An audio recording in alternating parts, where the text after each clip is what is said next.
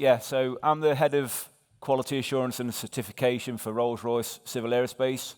I'm based in the assembly and test facility in Derby in the UK. Like Uzam said, human factors has been around for a number of years now. I think personally, the first time I heard about zero human factors was back in 2016 when we was rolling out zero defects in Rolls-Royce. Again, didn't really know a lot about it at that time, but obviously, as I've gone into the assembly and test arena, particularly in the last 5 years, human factors has been a lot more notable and obviously a very important topic. Maybe in the last 2 to 3 years, that's when we've really been looking at this hard, and we've come along a steep sort of maturity journey in the last couple of years. So hopefully, going to share a few things with you this morning around what we've done in assembly and test. So just share some of our fantastic product portfolio from a large engine point of view.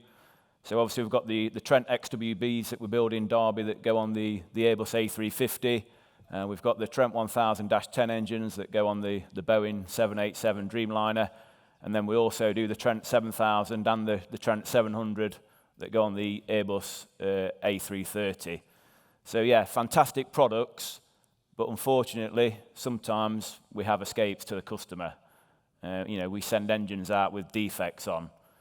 And like Uzam was saying, a lot of these defects, human factors can contribute to that.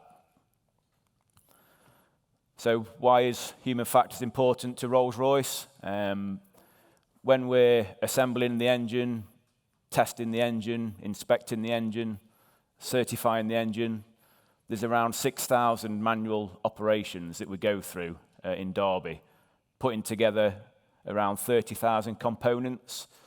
So as you can see, human factors plays a real big part in assuring that we've got the right quality and the right safety on our products. I think an important thing to say as well, it's very important to have an open reporting culture where people feel safe to raise things if they have made an error or a mistake, that they can put their hand up and say, look, I've made a mistake. It's very important to have that type of open reporting culture.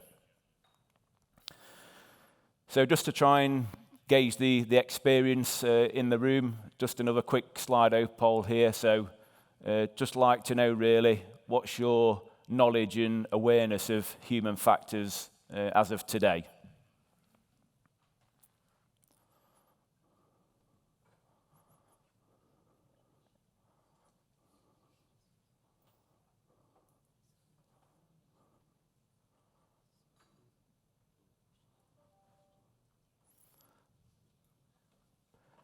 Good to know that we've got some experts in the room. That's very good. I'll try and catch up with you later, if that's all right. But yeah, it looks like majority have got some knowledge or a good knowledge and awareness of human factors, which is good. For those who have got no knowledge awareness, again, this will give you a bit of that knowledge and awareness, but like we've said previously, there are things like webinars on the AESQ website, the reference material, etc., where you can get some more guidance and information. So in Rolls-Royce Civil Aerospace, we've created a human factors deployment framework. So these are the guidelines that we've used to roll out our human factors systems across all our sites in Civil Aerospace. It's based on 5 key factors, so awareness of human factors, having a reporting system in place to report hazards and issues. We call that our MARS process. It's about having a just culture policy, learning from our investigations, and also proactively trying to make improvements to reduce the error zone. So the bottom section is what I'm going to talk around a bit more now, talking around some of the proactive things we've been doing on human factors. This deployment framework is aligned to the AS standard and the reference material, so it's all aligned to the aerospace standard, and some of the things we're going to show you, again, you'll be able to see in the reference material and obviously on the website as well. So in Rolls-Royce, we've adopted the Dirty Dozen, which are the 12 most common causes of human error. Does anybody know any of the dirty dozen? Anybody shout any out? Yeah, definitely. Bit of a distraction there when you've got a camera in front of you when you're trying to speak, so apologies. Yeah, these are the dirty dozen, and this is what we've used when we've been looking at a FMEA approach to human factors. We've used the dirty dozen to put into an FMEA process and sort of use that FMEA thinking to think, well, what could go wrong from a human factors point of view, but what things can we put in place to mitigate that or, and to reduce the risk. So I'll come over this side just to talk you through. So the top left is a bit of an extract from the human factors FMEA. If we start at the requirement, obviously no errors due to human factors. And then when you come to the potential failure modes, we've taken the dirty dozen, and each one of those is one of the potential failure modes. So basically, we'd work through each of those, get a cross-functional team together, either in the room or out on the shop, and we sort of go through what can be the causes of, for example, distractions. So we'd go down there. It could be a mobile phone going off or somebody calling you. It could be a distraction. It could be a fellow worker's come and tap you on the shoulder and ask you a question when you're in the middle of a critical task or inspection. There's various things that could cause distractions, and there were different distractions in different areas, but it could be a quality issue where you've got some non-conforming material or some paperwork that's missing.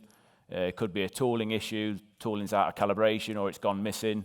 So all these things will cause a distraction in the workplace.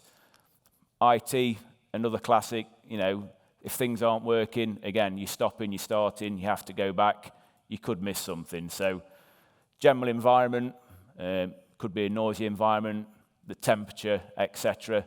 All these things could cause a distraction. So that's just an example for distractions. Obviously, you'd work down the list for each one, and you'd come up with a number of different causes.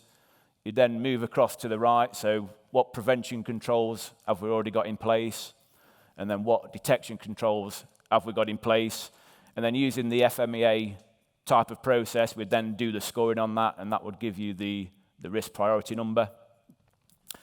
So once the scoring is complete, we can then identify what the high, medium, low risks are from a human factors point of view. And then obviously we can put some improvement actions in place to try and mitigate those risks or reduce them as low as practical. This is just an example from what we've done in Rolls-Royce assembly and test. So we've done different areas. We've done the engine build area, engine test, final inspection, and certification.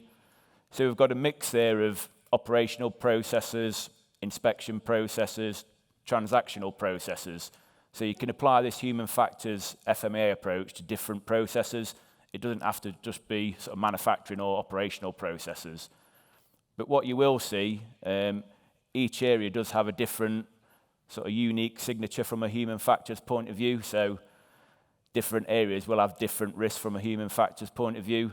And it's interesting, some areas you'll have similarities, some areas differences, but you can compare what's good in one area, why we've got a high risk in another area. You can read some of those things across. So it's very interesting to compare and contrast different areas because, like I've said, each area will have a unique signature from a risk profile point of view. So this is a bit of an interactive presentation. So we're going to have a bit of a go now to human factors FMEA. I'm going to talk you through a scenario, a typical scenario, shall we say, and I want you to try and identify which human factors risks are there. So think about the dirty dozen and think about, the scenario when we go through it, what things can you see that could be a risk and maybe cause an escape to the customer. So the scenario is we're in final inspection. It's Friday. It's 3:30 in the afternoon. Now, again, this is a made-up scenario, but it is interesting that, especially in Rolls-Royce, in the area that I work, probably 40% of our engines finish on a Friday or over the weekend. So there's always a bit of a bit of pressure really towards the end of the week, which I'm sure is typical in some of your areas as well. But for this scenario, we've got the engine that's due for delivery at 5 p.m. We've got a dispatch vehicle waiting outside, and they've got a ferry to catch at 11 p.m. So keen to get away. One of the inspection team who should be working on the engine has phoned in sick in the morning, so we're one inspector down at this point. The engine's been delayed. There's been some open operations found, not stamped off by the previous shift, and some other paperwork discrepancies where we've got missing paperwork and, like I say, missing stamps. So when the engine's complete, the inspection team have to get all the paperwork together, check it's all complete, check that everything's closed out, and this usually takes around 2 hours to do. But the delays on the engine mean that the team will just have just over 1 hour to complete it. Obviously, the logistics manager, they are in the area to get constant updates on the engine, make sure it's progressing, make sure it hits that delivery slot for 5 p.m. So, yeah, the logistics manager in the area every 30 minutes just to check up on the progress of the engine. So the question or the task is, which of the dirty dozen do you think applies to this scenario? So we're going to do it on Slido again, hopefully, so if we click on to the next one.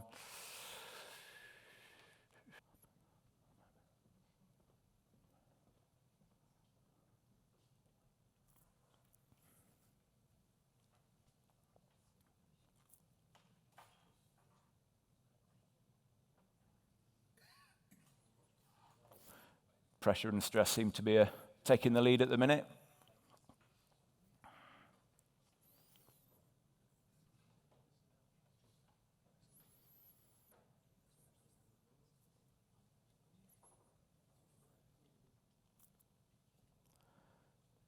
Yes, I think you've got the main ones there. So pressure and stress definitely, because it's Friday afternoon, the engine's waiting to be dispatched. Obviously, there's a transport vehicle waiting outside to take the engine to the customer.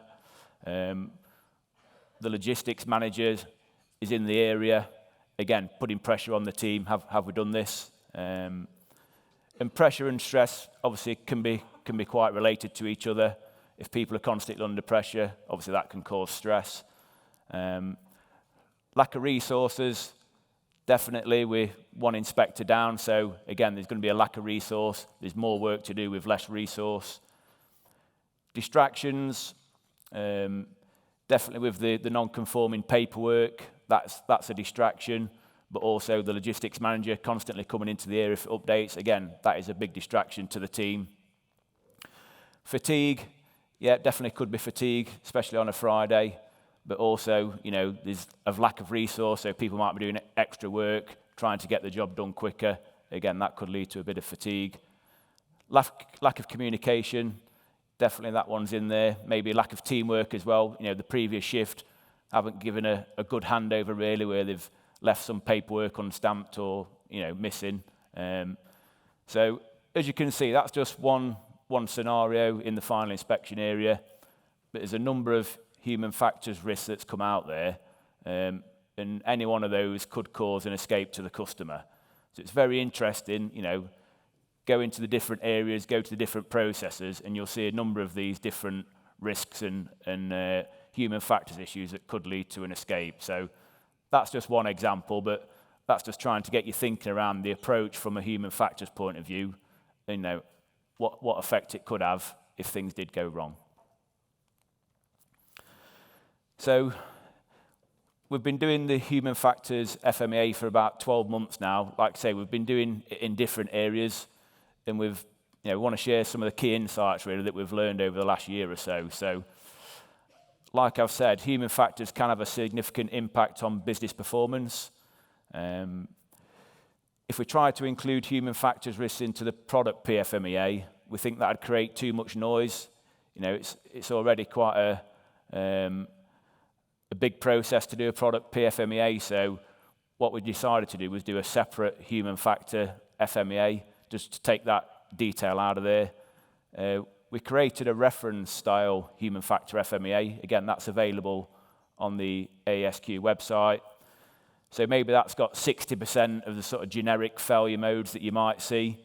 But as you go into each area, again, you're going to have your unique signature for each area. It's a simple concept for teams to use. Now, FMEAs aren't usually described as simple, but we've tried to make the human factors FMEA a simple concept. And with the teams that we've done it in Rolls-Royce, again, we've got some good feedback that it has been quite simple and easy to use. So we've got some good engagement. We've tried to do it proactively first, but also now when we have some major quality issues or safety issues that are related to human factors, we've gone back in and done sort of a human factors FMEA analysis reactively to try and pull out, what are those causes from a human factors point of view. It's good for creating cross-functional discussions. Obviously, that leads to better insights if you've got that cross-functional team involved. Typically, we'd have an operator, an inspector, a manufacturing engineer, a quality engineer, just a small team of 4 and 5, and that's what we've done around Rolls-Royce. It makes you drive improvements based on risk, so obviously we've prioritised on the high risk first, but as we've gone back through, we've gone now into the medium risk, what can we do to reduce the risk so it's as low as possible? We've had a lot of improved awareness of human factors in the areas that we've done this, so we're getting a lot more human factors reports coming in through our Mars process. So again, it's got people talking about human factors and it's got people coming up with their own improvements as well to reduce the risk. So that's definitely a bonus. The other key thing is that risks will change over time. So this is not a one-off activity. When we do a product FMEA, we have to revisit it and update it. So, we need to go back into these FMEAs periodically. Typically, we've been doing it between sort of 3 and 6 months, and it's amazing how things do change, risks change, and it's always interesting that we generate further improvements every time we go and have a look at it. So it's definitely created a lot of improvement opportunities from a human factors point of view. In my team alone, I manage the certification team in Derby, and we've done over 40 improvements from a human factors point of view. We're the sort of the last process in the line, so when the engine's been built, tested, inspected, we certify the engine and give it its Form 1. So there's quite a lot of pressure on the team, quite a lot of distractions where, again, paperwork's incorrect, serial numbers are missing, things like that. So a lot of distractions. And what we also have an engine logbook that generates all this sort of information around the engine. It's about a 100-page document. It has a lot of data in there, serial numbers, engine data, etc. And a lot of that information was typed in manually, so quite a high chance of error. But what a couple of the team have done, they've generated a more automated version, and they've reduced the manual inputs by 96%. So we've seen a massive improvement there on the number of errors we're seeing in our engine logbook and certification process. But things like pressure as well. Mentioned in the scenario that it usually takes 2 hours to get the paperwork together. Again, in our process, we've got a service level agreement in place now that says when we get those, when that engine's complete and we get the paperwork, it takes us a minimum of 2 hours. We've communicated that to the senior leadership team, to the logistics manager, to the executive, etc. It takes at least 2 hours. So don't expect us to do it in 30 minutes or 1 hour or even 90 minutes. It takes at least 2 hours. So don't care if there's a lorry outside and it's got to catch a ferry. This is how long it's going to take. Go away. So again, it takes the pressure off the team there that they've got a focused time. Yes, they know the lorry's outside, but they've not got somebody chasing them every 30 minutes to say, have you done it yet? Have you done it yet? So yeah, for me and my team, it's been very useful just understanding what those risks are from a human factors point of view, and just obviously just encourage anybody to go and try it in an area, see how you get on, but hopefully, you'll get some real benefits from it. We're already starting to see some benefits in Rolls-Royce. We're seeing a reduction in the amount of errors. Like I say, we're seeing increased engagement from a human factors point of view, and we're seeing the number of improvements increase year on year. So definitely some real benefits to go and have a look at.